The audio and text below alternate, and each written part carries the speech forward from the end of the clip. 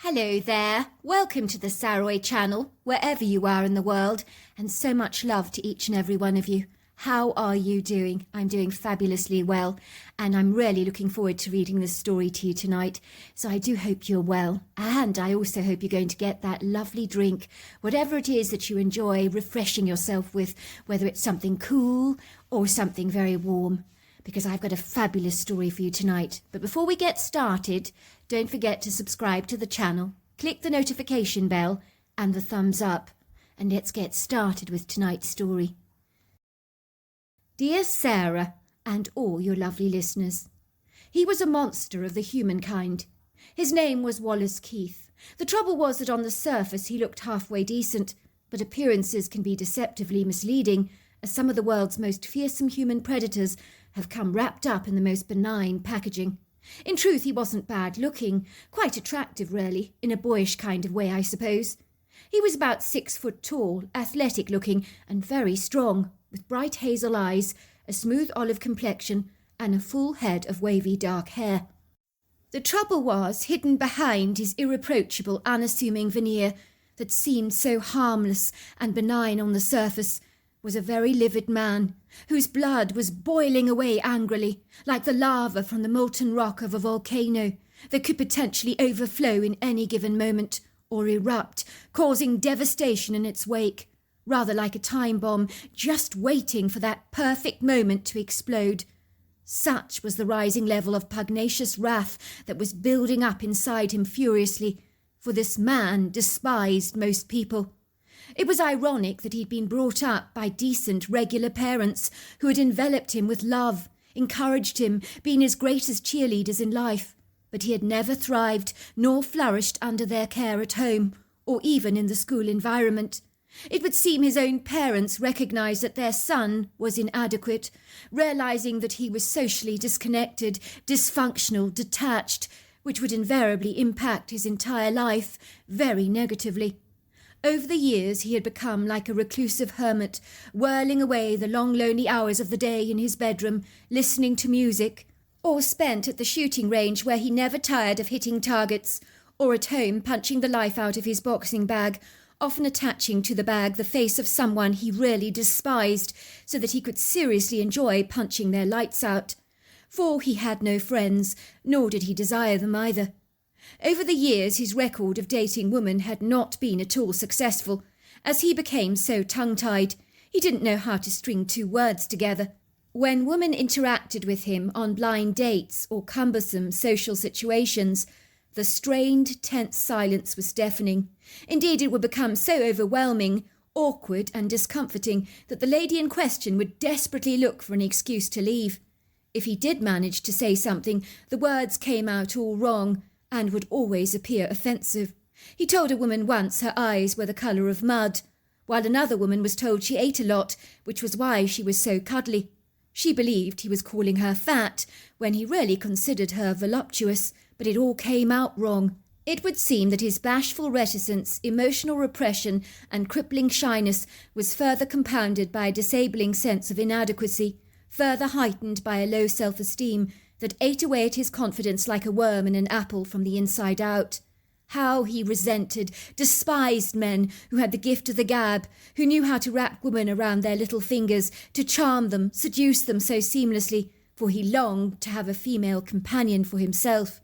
It would seem that over the last couple of years he had developed an unhealthy fixation for a fine art student, a girl called Liesl Ackerman, who he thought was the most exquisite woman in the entire world.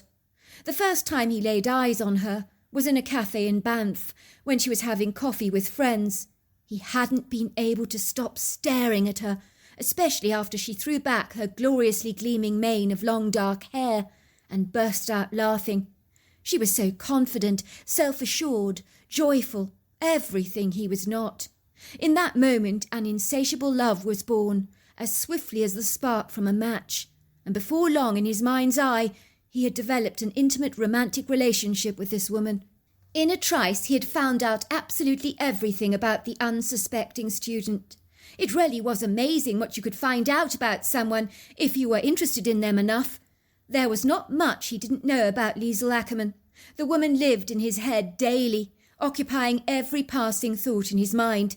She was there with him when he was eating cornflakes at breakfast in the morning, or when he was at the shooting range hitting targets, or even when he retired to bed at night. So constant was his interaction with Liesl in his mind's eye that he believed the two of them were so deeply in love. The problem with that was there was only one person aware of this relationship, and that was Wallace Keith himself. He knew that Liesl lived with her Bohemian parents in a rather sizable rustic organic wooden cabin outside Banff, well off the beaten track, but not far from a public hiking trail where her father diligently took their two family dogs for their daily walks, one a golden retriever called Bo Peep, the other a Rhodesian ridgeback called Pied Piper. He knew she was in her second year at arts college, was naturally talented as an artist who occasionally sold some of her pieces to the public, and without her knowledge he had purchased 3 pieces of her work to date that were hanging pride of place on his bedroom wall. He had also discovered that Liesl had 2 older brothers who had long since left home, one who was living in Florida practicing as a dentist, and the other who was living in Houston in Texas practicing as a doctor. It seemed both her parents worked in the tourism industry, offering skiing, horse riding and hiking trails and all kinds of outdoor pursuits for visitors to Banff. Liesl was a very svelte young lady in her early 20s, elegant and graceful, feminine to the core, with long dark hair that in certain lights possessed an auburn hue, green eyes and a rather translucent fair skin. She had that quintessential Basque look, like those people from the western part of the Pyrenees. To Wallace, the pale skin, along with the auburn dark hair, was so incredibly beguiling. It made her the archetype princess. In his mind, Wallace had laid claim to her, falsely believing that she belonged to him. If any man dared to date her, then Wallace Keith knew exactly what needed to be done, and that was to dispose of the competition. He meant that quite literally. No puns intended. Liesl Ackerman fumbled around in her purse. She was parked on a street corner in Wolf Street, in the town of Banff, after having been to the food court for a quick bite to eat.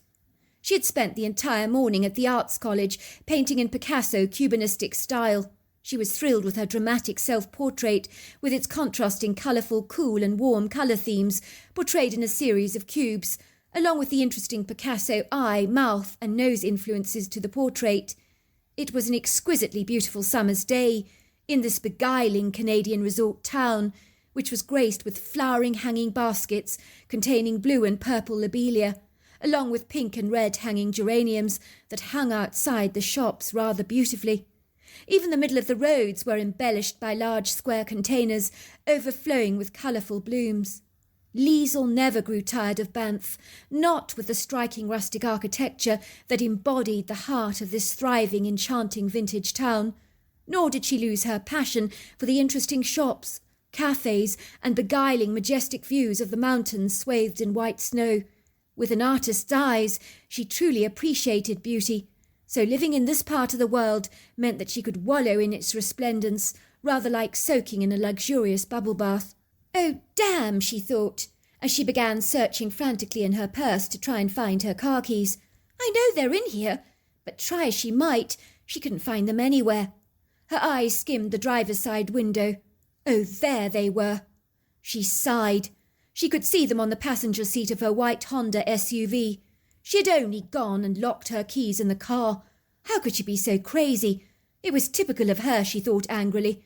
She did tend to be a little absent-minded sometimes over the trivial things in life that, as far as she was concerned, did not really count. Need any help? Came a man's voice. Liesl nodded. That's if you know how to open a car that's locked. I've only gone and locked my keys in the car, she groaned.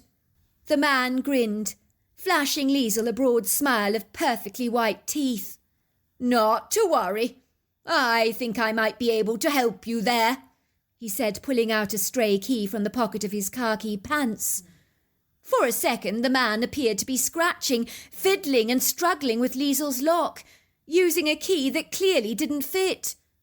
Liesl sighed inwardly.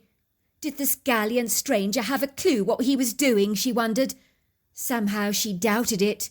Then suddenly the door opened. Liesl gasped.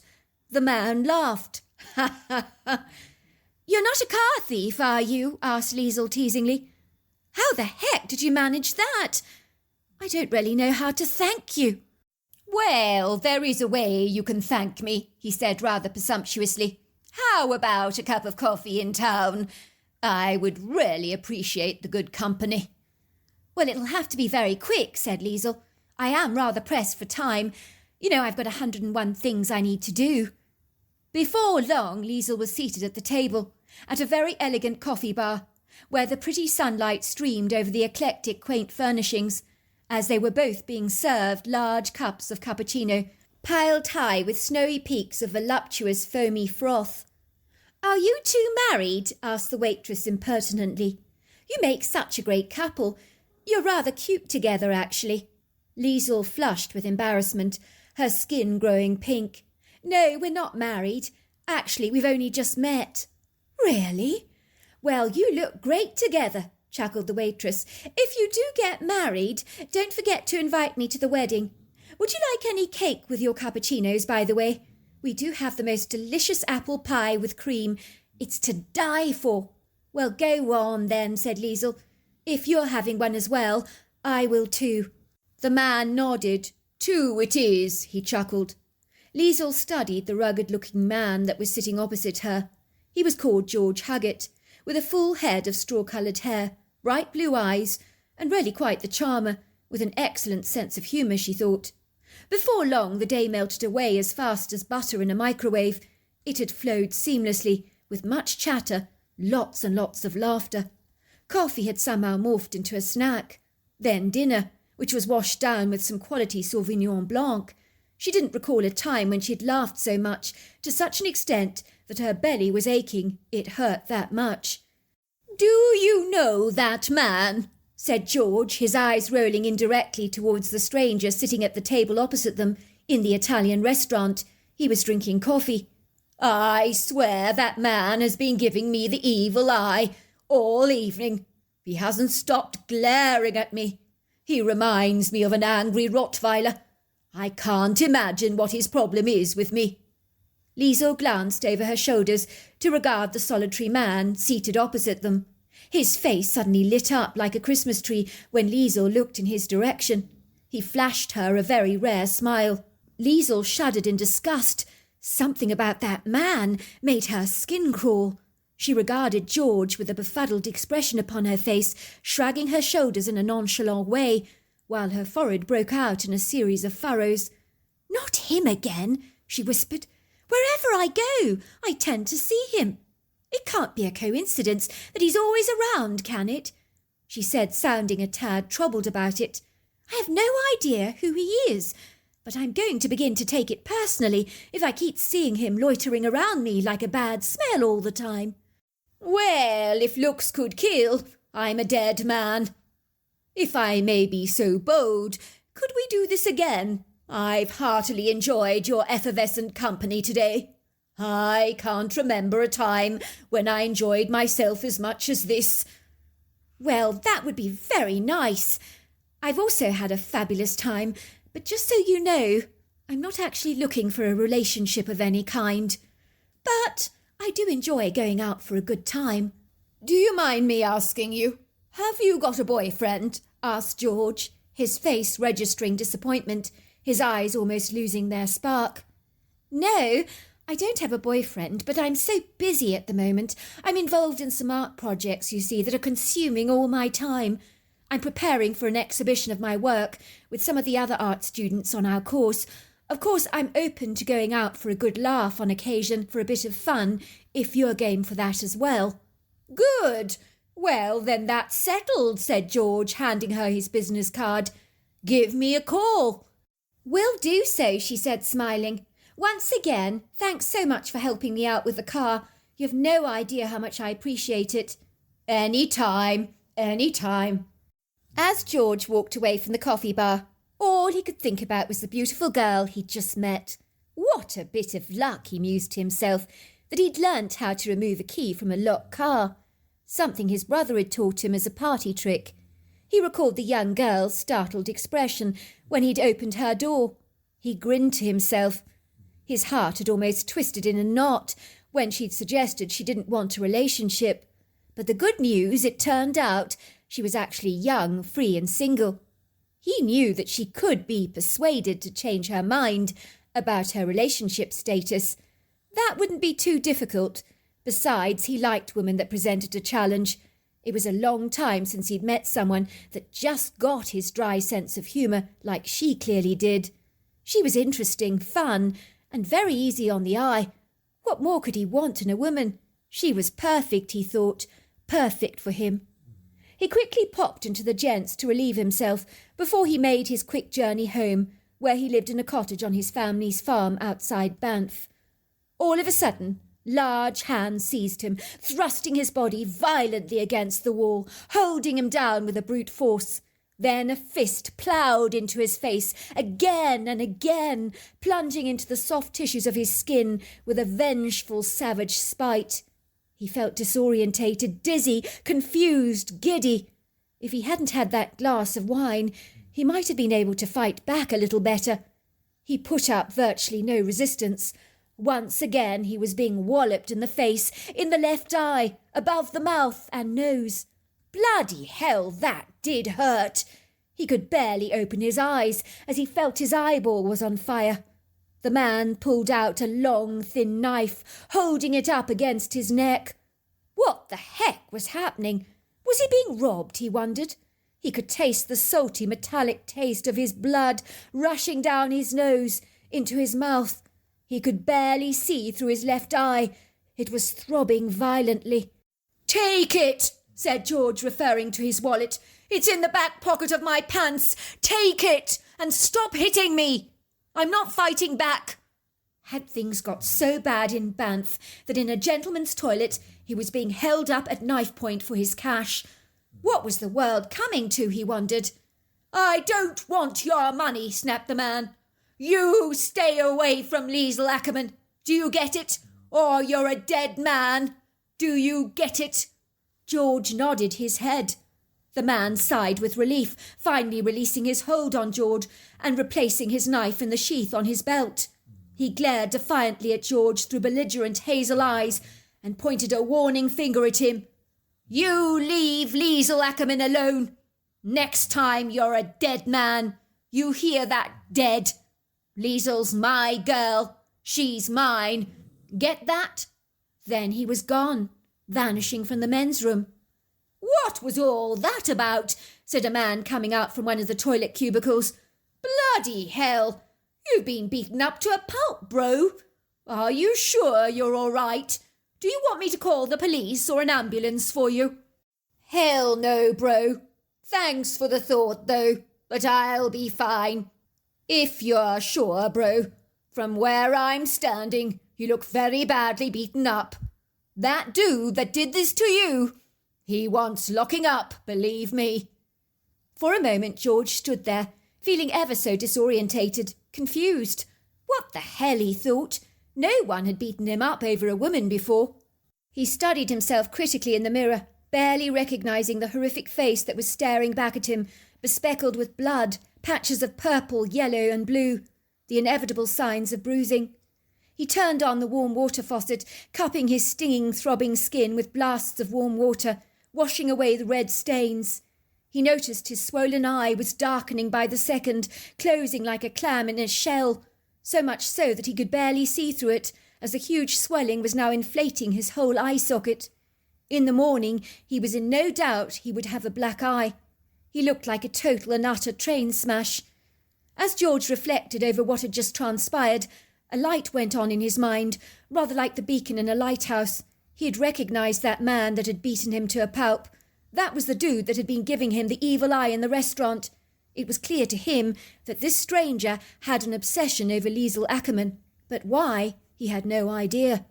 He'd be damned if he was going to be bullied or blackmailed by a complete stranger from seeing Liesl, the woman who claimed she didn't even know this elusive stranger. It was a very bizarre situation indeed, one that seemed incomprehensible to him.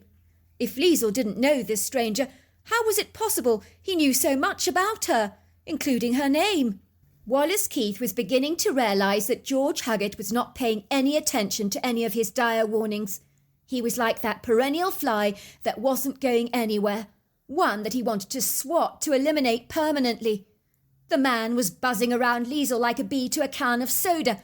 What more could he do? He'd attacked the unsuspecting man in the toilet cubicles in Banff, punched his lights out, held him up at knife point. He had warned the dude off Liesel Ackerman, who was without doubt his property as far as he was concerned. The man was trespassing on holy ground. Liesel belonged to him.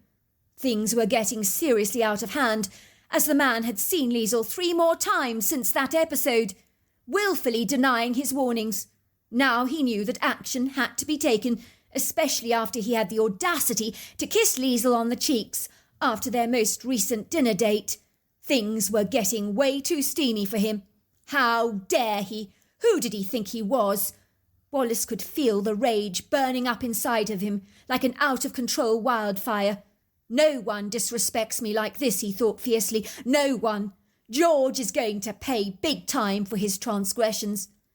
Wallace began to stroke his pistol affectionately, almost as if it was a beloved pet.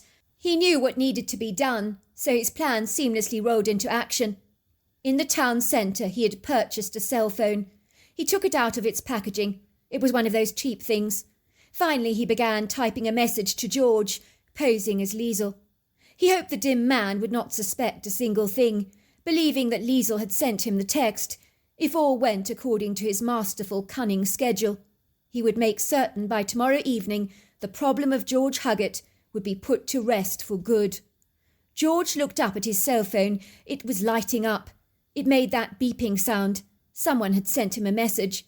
He realised that he had received an SMS from Liesel. He could hardly believe it. His heart began to flutter excitedly in his chest. He read the note. "Meet you tonight at 10 p.m. in the woods, adjacent to my parents' home. You can park your car in the parking bay area there. The hiking trail is open to the public and dog walkers alike. Come and find me. I'll be there somewhere. I've planned a late-night picnic for us. Sorry, my phone number's changed. I lost my original cell phone. I'm busy today with my art projects. So just SMS me on this number if you can make it. Love, Liesel. P.S. I do hope to see you tonight." George chuckled to himself. He hadn't expected a message like this from Liesel. If she had planned a late-night picnic for the two of them, he was almost certain that she might be more interested in him than she was letting on. Over their last dinner date, she had appeared somewhat aloof, but this message suggested she was hoping for a romantic rendezvous. It seemed that Liesel was the adventurous type. A picnic in the woods, close to the witching hour, sounded like lots of fun. Should I bring a rifle, he wondered, in case of a mountain lion wandering around? Perhaps not, he thought. It might not look good to rock up for a picnic with a rifle in hand. He'd leave it in the car, he thought. George picked up his cell quickly, typing, "See you then. Looking forward to it, George." George felt thrilled about this little rendezvous as he parked his black Chrysler in the parking bay at the woods. He switched off the engine. The hiking trail wasn't far from where Liesel lived with both of her parents, in their whimsical little wooden cabin, where he dropped her off after their most recent date. It was exhilarating, enthralling, romantic even, meeting up in the middle of the night like this. He was surprised to see that Liesel's car was not in the parking bay. I mean, it was 10 to 10, for goodness sake. Perhaps she'd walked here, he thought. Had Liesel done this before? Invited her previous dates to the woods for a romantic evening under the stars, he wondered. It certainly was an exquisitely beautiful night, with an almost full golden moon that glistened brightly in the dusky sky, along with clusters of pretty silvery stars that sparkled so brightly, glittering like delicate twinkling jewels in the vast firmament. George quickly placed his headlamp on his head, very grateful for the illumination it provided.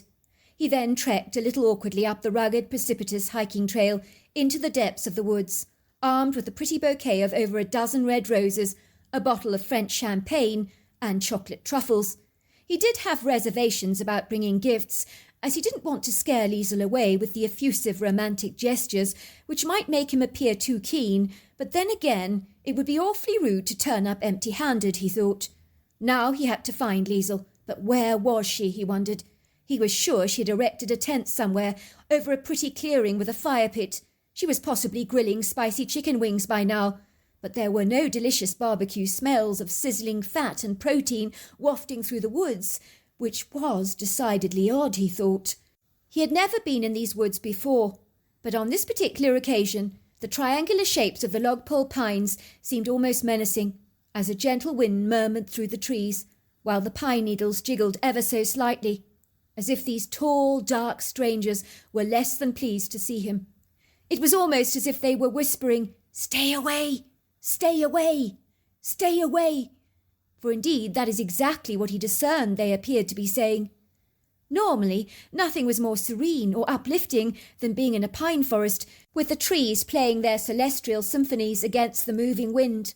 But not on this occasion. Something felt wrong. Very off. Of course he knew exactly what that was. Everything was deathly quiet. There were no sounds of croaking frogs or chirping crickets, nor could he hear the staccato howls or yips of coyotes, or the raucous, blood-curdling screams of a female fox, or the long whoos of an owl.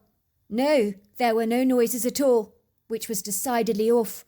Certainly out of alignment with the natural world, he thought, unless there was a predator lurking somewhere around.